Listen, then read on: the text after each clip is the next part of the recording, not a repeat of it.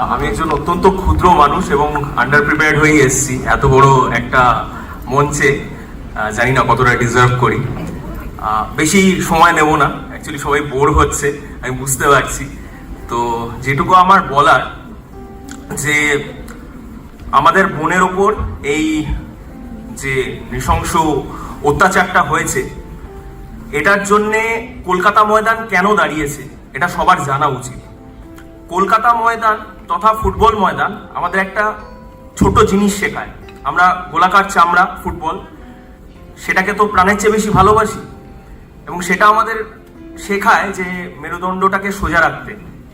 এবং মেরুদণ্ড যদি সোজা থাকে তাহলে নারী, পুরুষ, LGBT সমস্ত জেন্ডারকে আমরা যেন তাদের সেফটি অ্যান্ড সিকিউরিটি এনশিওর করতে পারি, সেটা আমাদের দায়িত্ব।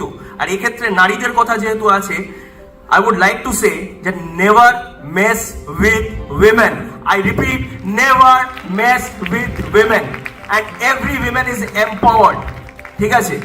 তো এই মানে এই ভয়েসটাই যেন চারিদিকে ছড়িয়ে পড়ে। প্রেসিডেন্সির চেয়ে বড় জায়গা হতে পারে না, আই থিঙ্ক। ঠিক আছে, প্রেসিডেন্সি ইউনিভার্সিটি ইটসেলফ নারীদের হয়ে, LGBT হয়ে যেইভাবে লড়ে এসছে এতদিন, মানে সেইখানে ভয়েস আউট করাটাই কলকাতা ময়দান একাত্ম হয়ে করতে পারবে বলে আমি বিশ্বাস করি, এবং আমাদেরও লড়াইটা চলতে থাকবে।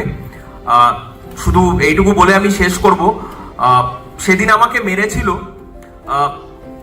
মারার ফলে ভয় পাইনি, কিন্তু ঠিক আছে, মারার ফলে ভয় পাইনি, কারণ আজকে আমাদের সাথেও তো আমাদের ময়দানে অনেক ছেলে মেয়ে নির্বিশেষে, আমাদের অনেক ছোট বোন, সুচেতনা আমার বোন, বৈমিত্রা, ঠিক আছে, অনেকে এরা আমাদের সাথে খেলা দেখতে যায়।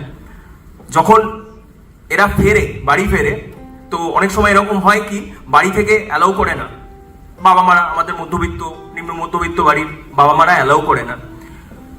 তো সেই যে জায়গাটা আজকে স্টপ হয়ে গেছে, সেই ইন্ডিপেন্ডেন্সটা আমাদের ফিরিয়ে আনতে হবে, যেন সুচেতনা, বৈমিত্রা সহ সমস্ত এখানে যত আমাদের মেয়েরা আছে, তাদের বাড়িতে বাবা মারা যেন নিশ্চিন্ত হয়ে বলে যে আমার মেয়ে যত রাত্রি হোক কি ফিরুক, কিন্তু ফিরবে, সে বাড়ি ফিরবে তার মতো, তার সময় মতো, সে যা খুশি পড়ে ফিরবে, যেখানে খুশি যাবে, যা খুশি খাবে, সেটা তার অধিকার। এইটুকু বলে আমি শেষ করব। উই ওয়ান্ট জাস্টিস ফর অভয়া। ধন্যবাদ। নিউজ এশিয়া, গণতন্ত্রের কণ্ঠস্বর।